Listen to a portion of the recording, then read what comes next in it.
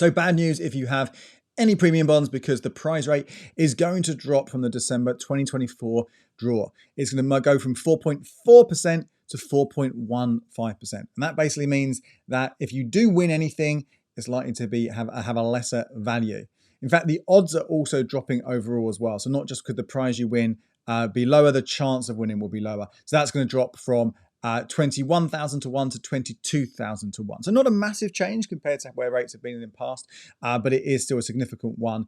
And I'll take you through exactly what the chart of how that's split up, what that's more likely to look like in terms of different prizes, but also talk about what this might mean in terms of other cuts. Could we see more changes coming to premium bonds and other savings accounts? And should you be ditching them? Should you be moving your money elsewhere?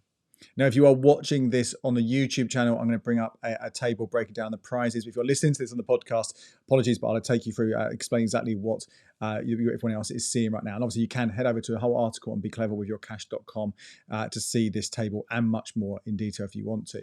So what we're looking at right now is the March 2024 prize draw estimate, because that is when the prize rate last changed, when it went down to 4% from 4.65%, what the prize distribution was there, and what is kind of estimated to be for the December draw. So right at the top, that £1 million prize, there are still two of those, just two. Your chances of winning it are incredibly low, and that isn't changing at all. But then as we go down again, those higher prizes, £100,000, £50,000, £25,000, £10,000, even £5,000, the difference isn't that much. There's less of those prizes available, but not many, because there weren't many in the first place. So, for example, we're going from 177 £50,000 prizes down to 167 £50,000 prizes. So again, not a huge difference there as you go down. And in fact, the big differences don't really come in until we get to those smaller prizes. And if you've got premium bonds, you'll know if you've got a prize, it's more likely to be one of these smaller ones, right? Me personally, I've never had more than £100 prize in one go. I know some people who might have had 1,000 one or 5,000, no one with really massive ones, but obviously they do exist, but not many of them. But when we're looking at those lower prizes, and again, this is comparing to March, although the prize rate would have been the same between March and now, the actual distribution would be quite different, just because it does vary every month a little bit. But broadly speaking, you are looking at a drop from 2.2 million £100 prizes, 2.2 million £50 prizes, down to just over 2 million £100 prizes and 2 million £50 prizes. So a big drop there of, I don't know, let's say 300 to 400,000 in terms of the number of those prizes going down. So obviously there's a lower chance of you getting one of those higher prizes. There's been a slightly flip round though with the £25 prize. Again, the most common one historically, but actually there are less of these than £50 and £100 one right now, and that will stay the same with a new draw. But that is going to go, the number of those is going to increase from roughly 1.49 million to 1.51 million. So a big jump up there in terms of how many £25 prizes there are. Overall, you are looking at around sort of 280,000 fewer prizes as in total, and the actual prize fund itself, that's dropping by about £35,000. Well, £35 million. Sorry, so a big drop down there in terms of the actual prize fund. Big drop down. This is going to take place, as I say, from the December draw, the one that will take place on like the 2nd or 3rd of December. So if you currently have money in premium bonds right now, should you be ditching them? Should you be moving your money elsewhere? Well, absolutely, I wouldn't move your money right now, because remember, the draws take place for your money when it's held for a whole calendar month. So if you take your money out right now and near the end of October, then you're going to miss out on the draw that happens in November, the start of November. So definitely, I would keep your money in for the November draw. That is for sure. If you want to then have money in the December draw, if you aren't going to do that, if you don't want to keep it in because of this rate cut, then I would be saying take that money out earlier in the month, as early as possible as you can in that month, to move them into a different savings accounts, because obviously you're going to be earning as much money as you possibly can in that time.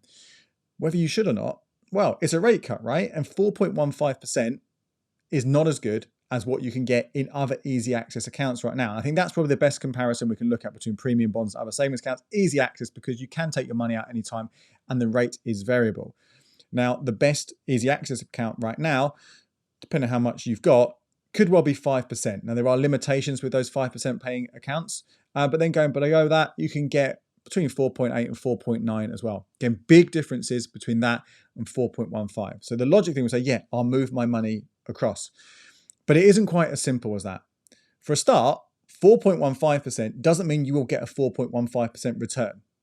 That's just the average rate of luck in terms of prizes.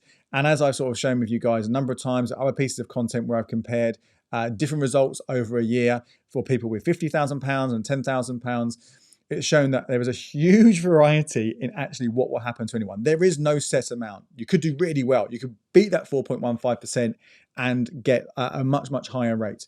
You could get something relatively close to it, or you could get something way less. So that 4.15% is just indicative. It's an idea. There is no guarantee from that. So you can't really compare that to what you'll get in easy access. But I would say for most people, the likelihood is it will be lower than that. So really, we're not comparing 4.15%.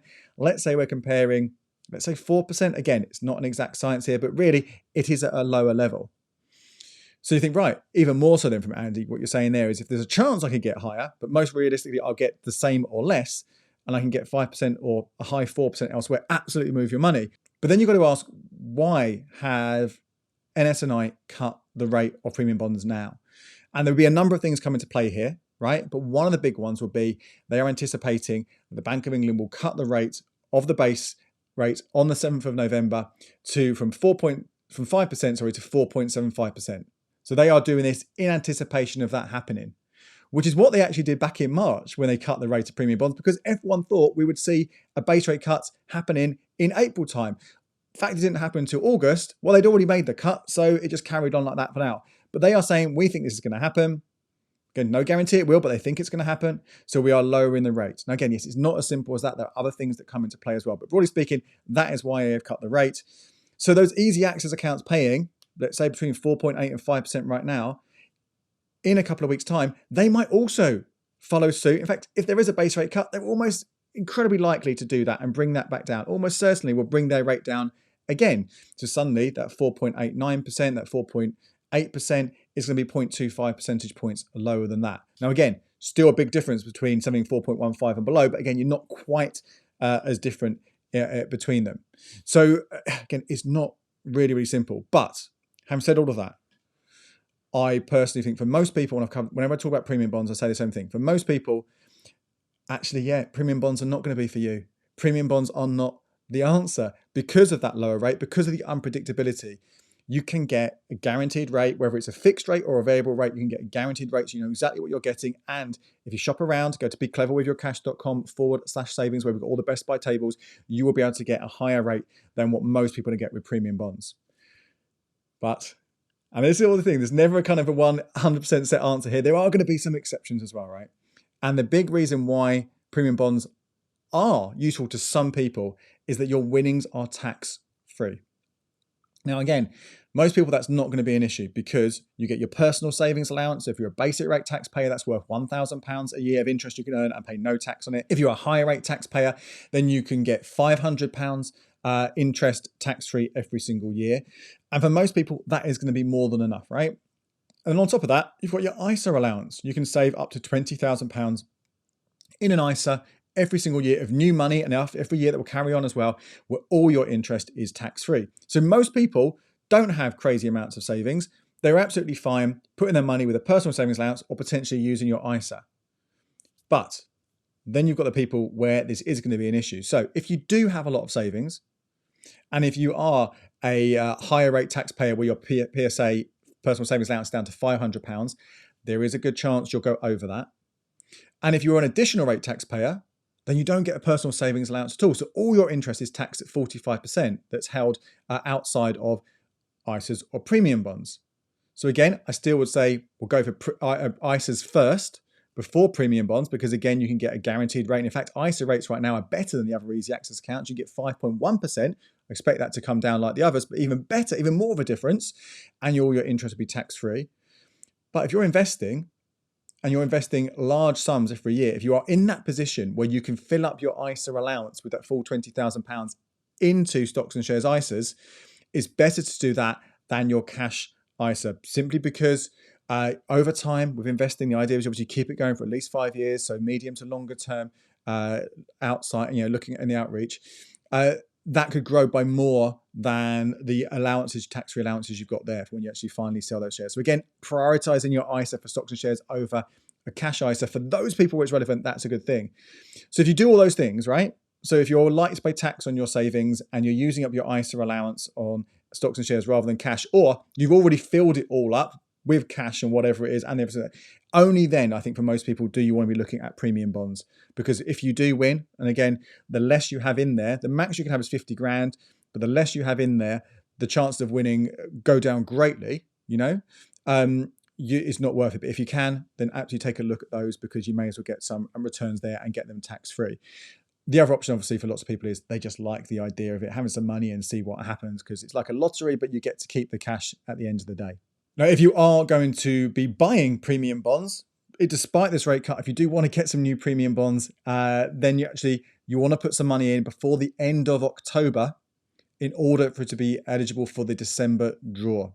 If you put money in November, then you are not going to be eligible for the December draw. It won't be until January that you're eligible. And if you do that at the start of November, that's potentially 2 months where you're not earning anything at all. So certainly if you are going to do it, I would be doing it in the next week before we get to the end of the month. But again, for most people, look elsewhere. Look at becleveryourcash.com/savings for the best options, whether it's ISA or not an ISA. And only then, if it's not right for you, to go think about premium bonds. My name's Andy Webb. Thank you so much for watching. Check out these videos here for more ways to make the most of your money.